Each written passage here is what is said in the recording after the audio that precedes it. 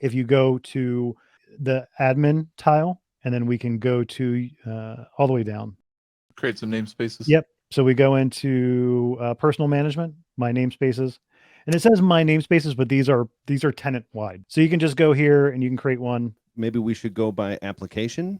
Would that make sense? Or Oh yeah, user? absolutely. What is normal? So internal at F5, since we've got SEs, we split everything up namespace wise. Sure. But in traditionally for our customers, what we'll do is we'll do test dev staging or any number of different scenarios for their applications, because this also enforces some security policy around those namespaces as well. So doing it based on application is perfectly adequate and common. So then local loop, Jason? We'll do a dev and then we can have a prod down the road. And now real quick, we'll look at IAM and we'll make sure that, so who's sharing? I assume it's Aubrey.